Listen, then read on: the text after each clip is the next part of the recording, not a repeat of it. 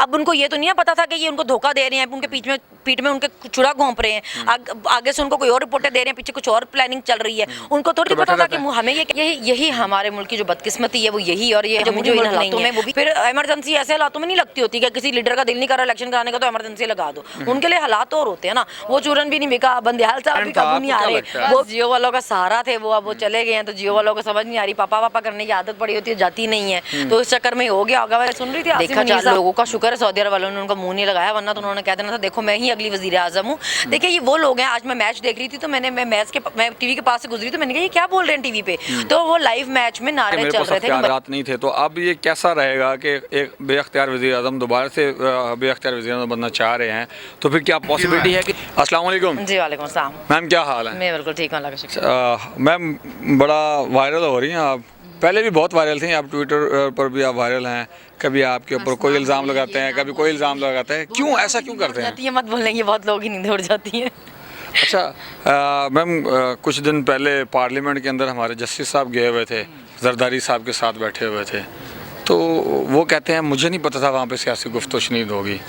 Is it possible कि उनको नहीं पता था कि पार्लियामेंट के अंदर सियासी गुफ्तगू शुनीद होगी या लतीफ़े सुनाए जाएंगे? आपको क्या लगता है पार्लियामेंट में क्या होता है? सियासत होती है, लतीफ़े होते हैं? बस ये ऐसा ही है कि हमारे मुल्क में इसमें हर चीज़ में ही मजाक चल रहा है। जो चीफ जस्टिस के खुद को उम्मीदवार समझते हैं कि मैंने चीफ जस्टिस बनना है, उनको यही नहीं पता कि पार्लियामेंट में डिस्कशन किस बात पे होती है, और जो बीबी खुद को वज़ीर आज़म की उम्मीदवार समझती हैं उनको यही नहीं पता कि तोशाखाना के रूल्स क्या है। अभी ऐसे तो लोग हैं हमारे सामने जिनको ये पता ही नहीं है कि इतनी बड़ी पोजीशंस के वो उम्मीदवार हैं, मगर उनको यही नहीं पता कि बेसिक रूल्स क्या है वहाँ पे। अब ऐसी हालत पे आप सिर्फ हंस सकते हैं अपने आप पे, और क्या कर सकते हैं? मैं उन मोहतरमा का बात नहीं करना चाह रहा था, क्योंकि जैसे उन पर टॉपिक होते हैं तो फिर जो है ना मैं उनकी साइड लेता हूँ और आप नाराज़ होती हैं। तो आप कह रही हैं वो वज़ीर आज़म बनना चाह रही हैं, वो तो एक्चुअली इंटरनेशनल लेवल पे पाकिस्तान की प्राइम मिनिस्टर रिप्रेजेंट की जा रही हैं। आपने सऊदी अरेबिया में उनका प्रोटोकॉल नहीं देखा?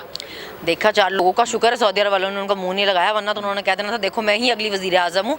देखिए ये वो लोग हैं, आज मैं मैच देख रही थी तो मैं टीवी के पास से गुजरी तो मैंने कहा ये क्या बोल रहे हैं टीवी पे, तो वो लाइव मैच में नारे चल रहे थे कि मरियम के पापा चोर हैं। तो आपकी ये पहचान है, अब आप अपने दिमाग में रख लें कि आपकी ये पहचान है कि अगर आप किसी की जान भी हैं तो जान के पापा भी चोरी हैं। आपके फॉलोअर्स ही वहाँ बैठे होंगे, उनको पता होगा हमारी मैडम गुजरी हैं, तो हम फॉलोअर खान साहब, हमारे फॉलोअर नहीं, खान साहब के फॉलोअर पूरे पाकिस्तान में बैठे हुए हैं ना, अब कहाँ से निकालोगे उनको, पूरे पाकिस्तान में ही फॉलोअर है। अच्छा, हमारे साहब एक बॉस थे खान साहब के, वो आखिरी स्पीच उन्होंने की तो कहा था कि मैं अब गुमनामियों की ज़िंदगी में चला जाऊंगा और गहराइयों में चला जाऊंगा, लेकिन आज जियो ने उनको फिर से ज़िंदा कर दिया है, उनका नाम फिर से उभार दिया है, सैयद चीफ आसिम मुनीर बाजवा साहब। ये क्या बात है, ये जियो से गलती हुई है या ये प्लान था? आपको क्या लगता है? बस जियो वालों का सहारा थे, वो अब वो चले गए हैं, तो जियो वालों को समझ नहीं आ रही, पापा करने की आदत पड़ी होती है, जाती नहीं है, तो इस चक्कर में हो गया होगा। मैं सुन रही थी आसिम मुनीर साहब का बयान, उन्होंने कहा कि जी आवाम ही जो है अल्टीमेट वो होती है, पावर है ये वो उसके पास ही होती है।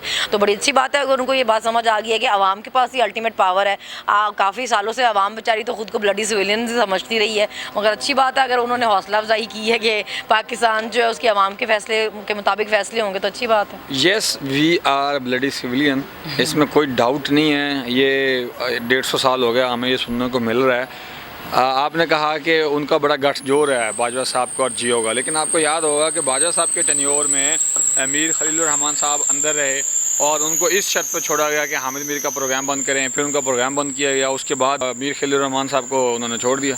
नहीं तो ये तो होता है ना, वो हामिद मीर साहब भी आजकल इमरान खान पे इल्ज़ाम लगाते ना, तब वो इमरान खान पे इल्ज़ाम नहीं लगाते होते थे, तब वो किसी और पे इल्ज़ाम लगाते होते थे। तो इनको तो ये है कि नाम भी ना हमारा लिया जाए ना, हमारे इतने बड़े नाम है, हमारी इतनी बड़ी शान शौकत है, हमारे नाम भी कहीं पे नहीं आने चाहिए। जो बंदा हमारा नाम ले हम उससे नौकरी छीन लें, उसको कैद कर दें, घर में घुसा दें, सिर्फ कुछ नहीं कर दें, मतलब इन चीज़ों से बाहर निकलें, अपनी ज़ात से अपने आप से बाहर निकलें। आपने बहुत अच्छी बात की कि मेरा तेरा बंद करना होगा, ना नया ना पुराना, सबका पाकिस्तान है, तो ये सबसे पहले आपको खुद पे अप्लाई करना चाहिए, सबको अपने आप पे अपने पर अप्लाई करना चाहिए। आपको भी देखना चाहिए कि सबका ही पाकिस्तान है, फिर जिम्मेदारी भी सबकी बनती है, किसी एक आध की नहीं बनती। वो तो कहते हैं कि सारी जिम्मेदारी हमारी है, सारा कुछ ही हमारे पास होना चाहिए, आवाम सिर्फ साइड पे रहे, सुकून से बैठी रहे। सुकून से बैठने भी तो नहीं देते आवाम को, आवाम तो को बता तो दिया कि अब अल्टीमेट पावर है। यहाँ जरा एक आवाम ने सवाल किया कि ऐसे क्यों ऐसे हो रहा है, घरों से उठाई जाती है वही अल्टीमेट पावर वाली आवाम। घरों से तो उठाई जाती है मैम। जस्टिस साहब ने हुक्मनामा जारी किया स्टेट बैंक ऑफ पाकिस्तान को कि अमाउंट रिलीज़ की जाए।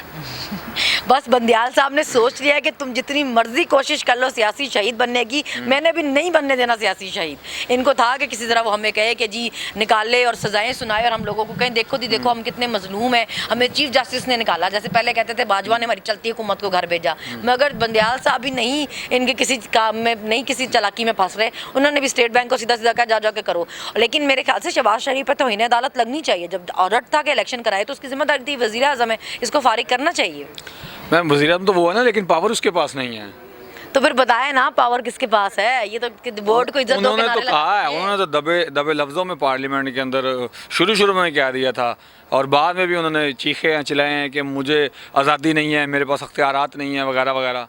नहीं तो इनके सपोर्टर्स को देखना चाहिए ना, जो कहते थे वोट को इज्जत दो वोट को इज्जत दो। अभी वोट को इज्जत दे के आए हैं आप लोग, पीपल्स पार्टी वाले अलग साइड पे हो गए हैं, वो कहते हैं कि जी हमारा तो हम तो नहीं इलेक्शनों के खिलाफ हैं। तो इनको देखना चाहिए, ये बड़े फनकार बन के ये कूड़ा इकट्ठा करके लेके आए थे, चार्ट डाला था 13-14 पार्टीज का, तो अब उसका क्या फायदा हुआ, जब जरूरत पड़ी तो वो तो साइड पे हो गए, वो कहते हैं हम इलेक्शन के खिलाफ ही नहीं है। आपके मोस्ट फेवरेट सीएम जनाब सैयद मोहसिन नकवी साहब का आज टेन्योर ख़त्म हो रहा है, हो गया ख़त्म हो गया, फिर भी वो सीट पर बैठे हुए हैं। आपने कोई एहतजाज नहीं किया, उनके लिए कोई ख़ास ट्वीट नहीं की, आप इतनी ज़्यादा उनके लिए दिल में इज्जत और एहतराम रखती हैं। वो बेचारे देखे ना, पहले उनको बड़ी इमरजेंसियों में थे, इधर उधर टकरे मार के भागते फिर रहे थे कि किस तरह बचत हो जाए उनकी, मगर इतना ही होता है, इतना टाइम ही था उनका, इससे ज़्यादा वो क्या कर सकते थे। बड़ी कोशिशें कर ली, हर किस्म का जोर लगा के इन्होंने देख लिया, इलेक्शन नहीं रोक सकते थे, ये रोक सकते ही नहीं थे, क्योंकि आप या तो बताएं लोगों को ना जमहूरी मुल्क नहीं है, फिर इमरजेंसी ऐसे हालातों में नहीं लगती होती कि किसी लीडर का दिल नहीं कर रहा इलेक्शन कराने का तो इमरजेंसी लगा दो, उनके लिए हालात और होते हैं ना। वो चूरन भी नहीं बिका, बंदियाल साहब भी काबू नहीं आ रहे, वो भी आइन के मुताबिक कहते हैं जी है कराओ जाके, बड़े ड्रामेबाजियां कर ली। कानून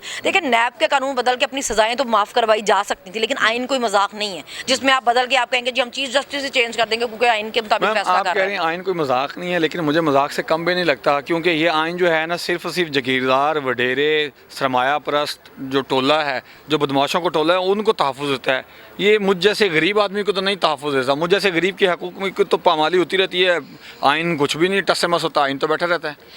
यही हमारे मुल्क की जो बदकिस्मती है वो यही, और ये हम जो इन हालातों में वो भी इसी वजह से ही है, क्योंकि गरीब के लिए अलग कानून है और अमीर के लिए अलग कानून है ना। इस मुल्क में कभी सज़ाएं हुई नहीं हैं। अगर एक एग्जाम्पल सेट की होती ना, किसी एक आध कोई सज़ा दी होती, कि कितने लोगों का मुशर्रफ भाग गया ना, आप उसके लिए फैसले में लिखने से क्या फ़ायदा था कि जी इसको उल्टा लटका देना चाहिए, ये वो तो बाहर रहे, जब तक जिंदा रहे और बाहर रहे सुकून से रहे।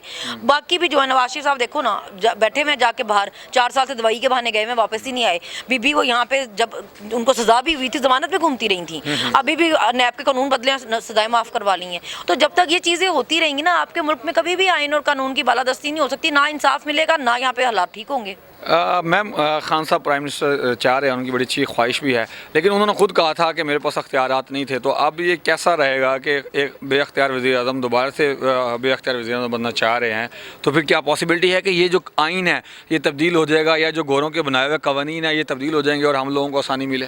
नहीं देखिए, उनको ये नहीं उन्होंने कहा था कि मेरे पास इख्तियारात नहीं थे, उन्होंने ये कहा था कि मुझे इकॉनमी ठीक करने के लिए कहा कि आप इकॉनमी पे फोकस करें, इनको हम संभाल लेते हैं। अब उनको ये तो नहीं पता था कि ये उनको धोखा दे रहे हैं, उनके पीठ में उनके चुड़ा घोंप रहे हैं, आगे से उनको कोई और रिपोर्टें दे रहे हैं, पीछे कुछ और प्लानिंग चल रही है। उनको थोड़ी पता था कि हमें ये कह के कि हम इन चोरों को पकड़ते हैं और पूरी दुनिया में ये मशहूर करते रहे कि इमरान खान ठीक नहीं है। वो तो बेचारे इन पे भरोसा करके इकॉनमी ठीक करने के चक्कर में पड़े रहे। वो तो 6% की ग्रोथ रेट पे मुल्क लेके गए, कोविड में भी उन्होंने नहीं डिफॉल्ट की तरफ जाने दिया। हाँ, तो वो तो बेचारे इकॉनमी संभालते रहे, उनको कहा कि इकॉनमी संभाले, इन चोरों को हम देख लेते हैं, और फिर खुद पलट गए, तो उसमें वो क्या कर सकते हैं। मैंने एक बात ऑफ द रिकॉर्ड बहुत बार की है, आज जो है ना मैं वो ऑन द रिकॉर्ड बात करना चाह रहा हूँ